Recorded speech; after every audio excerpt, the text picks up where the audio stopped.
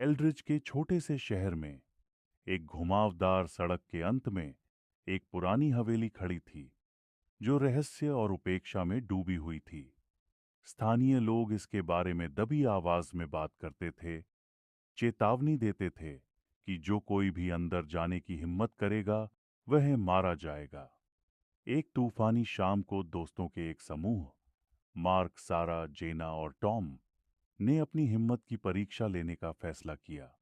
Torch और रोमांच की भावना से लैस होकर वे हवेली की ओर बढ़े। हंसी की गूंज जैसे ही वे अंदर गए, हवा बर्फीली हो गई।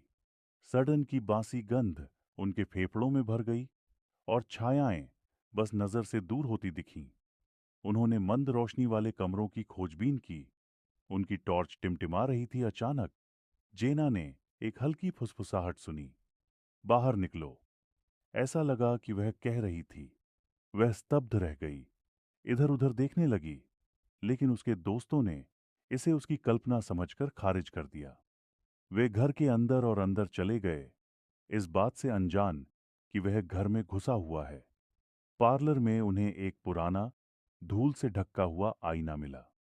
जब वे चारों ओर इकट्ठे हुए तो मार्क ने कुछ असामान्य देखा। प्रतिबिंब में एक आकृति जो वास्तव में वहां नहीं थी। यह एक महिला थी जिसकी आंखें भरी हुई थीं। क्या तुमने वह देखा? सारा ने शीशे की ओर इशारा करते हुए हांफते हुए कहा। आकृति की अभिव्यक्ति उदासी से गुस्से में बदल गई और फुसफुसाहट तेज हो गई। चले जाओ अभी। टॉम ने माहौल को हल्का करने की कोशिश करते हुए मजाक में कहा। वे खिड़कियों की ओर दौड़े, लेकिन वे हिले नहीं। हताश होकर उन्होंने दूसरा रास्ता ढूंढा, लेकिन पाया कि कमरे खुद को फिर से व्यवस्थित कर रहे थे, जिससे वे निराशा के चक्रव्यूह में फंस गए। वे हर कोने में मुड़ते रहे। जैसे जैसे रात बढ़ती गई, वे और भी ज्यादा अकेले होते गए और एक दूसरे की नजर से ओझल होते गए। मार्क एक धुंधले गलियारे में ठोकर खाकर गिर गया, जहां दीवारें उसका नाम फुसफुसा रही थीं, जो उसके सबसे गहरे डर को प्रतिध्वनित कर रही थीं। सारा ने पाया जेना और टॉम एक साथ इकट्ठे हो गए। उन्हें एहसास हुआ कि उन्हें भागना चाहिए। वे अपने कदम पीछे खींचे, एक बार फिर से पार्लर को ढूंढ निकाला। आईने में उनके अपने डर का एक भयावह प्रतिबिंब दिखाई दिया, लेकिन महिला वहां नहीं थी। हमारी मदद करो, जेना चिल्लाई। उसकी आवाज में हताशा झलक रही थी।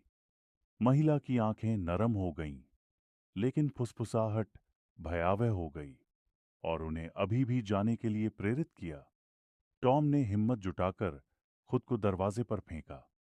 उन्हें आश्चर्य हुआ कि दरवाजा खुल गया और बाहर रात का नजारा दिखा। वे बेदम और डरे हुए तूफान में कूद पड़े।